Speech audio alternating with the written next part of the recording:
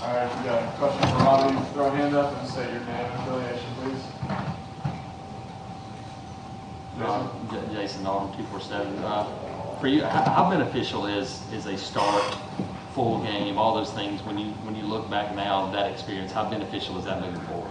I think it was great just coming in there and just getting that start, just playing the whole game. Kind of just gave me that confidence to know that I can go out there and do it. I think that was kind of one of my biggest things, just making sure, just knowing my preparation paid off, and it did. So it was just good to come out there, and now it's just really at the time to where I just go out there and just capitalize and execute even more on with that, if I'm giving more starts or just whatever my role is now. But getting that first start under my belt was just great. And just, I mean, as y'all saw, it was just an emotional, stressful game, by far the most stressful game I've ever been in. So I think that really got me prepared for anything that's coming now. So it was great.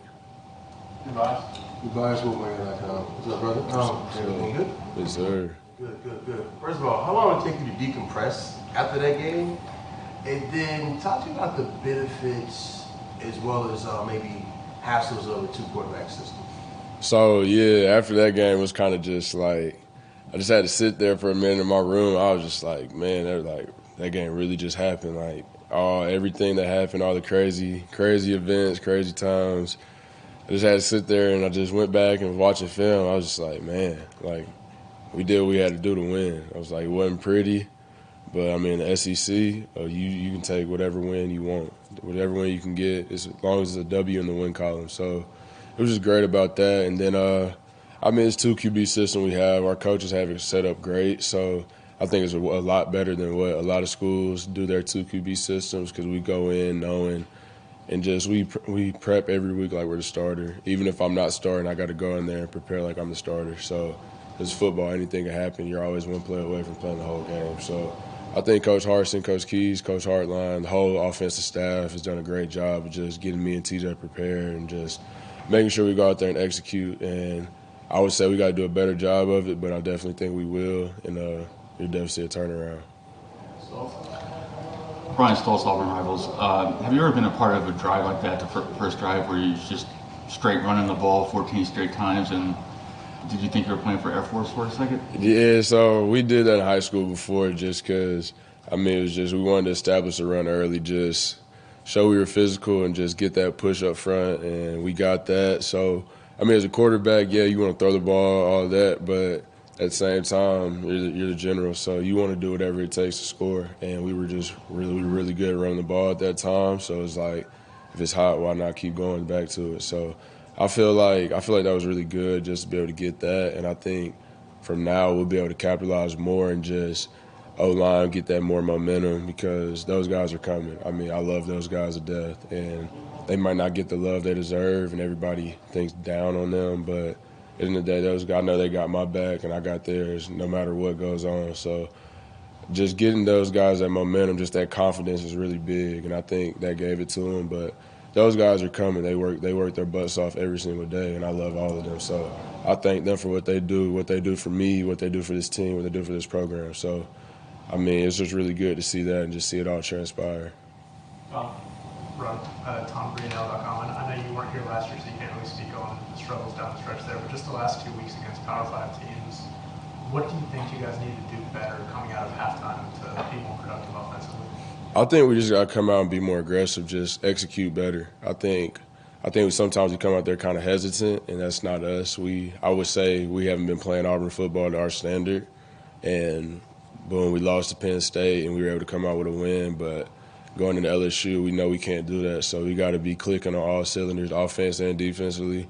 But defense has been playing our butts off, so it's really up to us now to be able to flip that switch and just get around that corner to be able to make us an all-around great team. And I think we're going to do it. I feel confident in this team. I feel confident in the game plan we got and the coaching staff we have. I mean, I feel like we really it's coming. I feel like this week is going to be the week. Goodbye. Robby, have they talked to you about maybe not going as hard on blocking, or how do you feel about that going forward? Yeah, so that's just me being just a player. I mean, I want to do whatever for the team.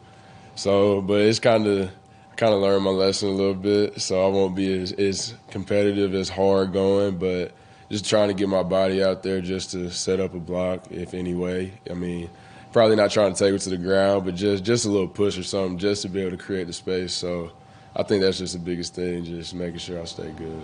And how are you feeling after? Yeah, I feel fine, so I'm ready to go. Just making sure I keep the body right and just preparing. I mean, that's all it is to it. Justin. Robby, you had a pretty good connection with Coy on Saturday, and this is his first really big game here. What does he bring to that wide receiver room and y'all as a passing game that that y'all might not have had beforehand? Coy brings that fire to the room. I definitely love. From the time he stepped foot on campus, he just was a worker. I mean, one of the hardest workers I've ever seen. And those are one of the guys you love to have on your team because they come back, we come off the sideline. He gives you great knowledge. He's a student of the game. He knows what's going on. If he does a certain thing, he'll tell you why he does it. So it's just great to see him, just all that work he put in, just pay off. And, I mean, as it goes for the whole receiver room, we got dogs in that room. And we haven't been able to show it as much, but it's coming. And Coy just adds another dimension to that room. And we got a lot of ballers, and they're just waiting to pop out, and I think they will really soon. But Coy, I'm really proud of him just for the time and effort he put in, just coming from LSU to here, kind of with me just transferring and just the adjustment he made and just how he took everybody in, how we took him in, and he bought into the process. And so it was good to see that pay off on Saturday, and it's only up from here for Coy.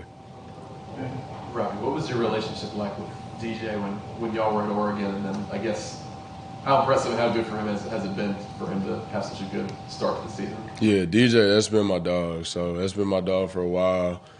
And we kind of talked about coming and playing together. So because he told me he was coming to Auburn early, and so I was like, okay, I liked it. Because Auburn was where I wanted to come to. So just to see the progress he's made and just how much he's grown just from the time we were at Oregon to now is just impressive. Just see the weight he's put on, the speed, he's got more physical, and just his ball skills are insane. So, I mean, DJ is definitely in my opinion, one of the best corners in the nation. I feel like our whole DB room, I feel like our secondary is one of the best in the nation. But DJ's definitely come a long way than a lot of people know.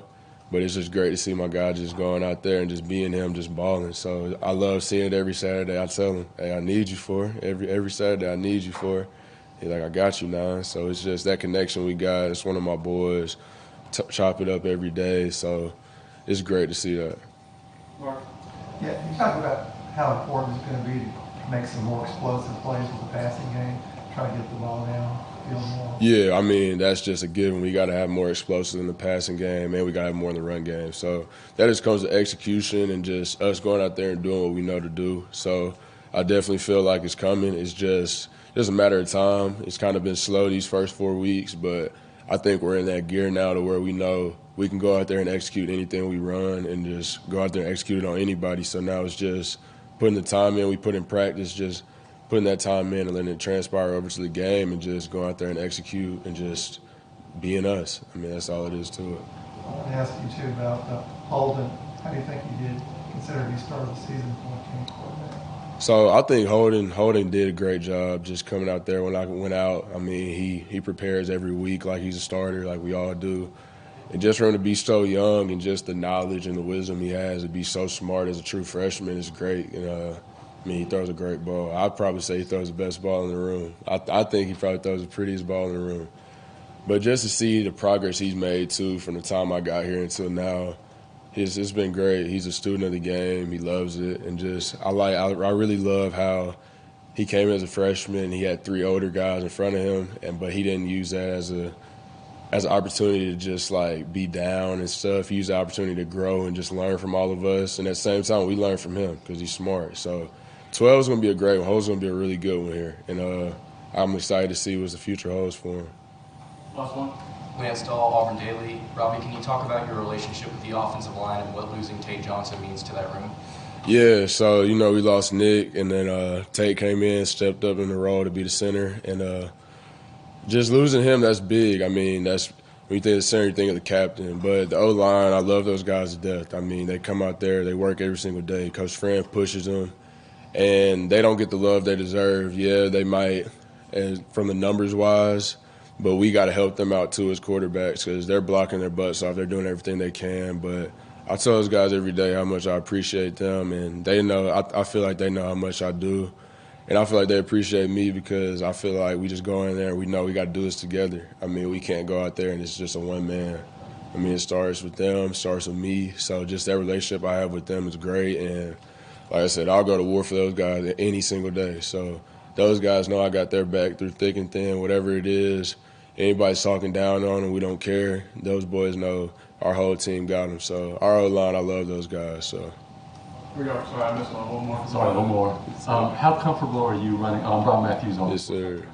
How comfortable are you running the zone read? Is that a way you think you can maybe sort of get the running game going by doing a little bit more of that? Yeah, I feel like it is just with me being able to pull it and get going. I feel like they can open up more holes for Tank, Coyles, Damari, just for those guys, and just helping the O-line too, because it's got to take them out of certain fronts. They can't run certain stunts and stuff a lot of teams want to run when you know the quarterback isn't a threat to move.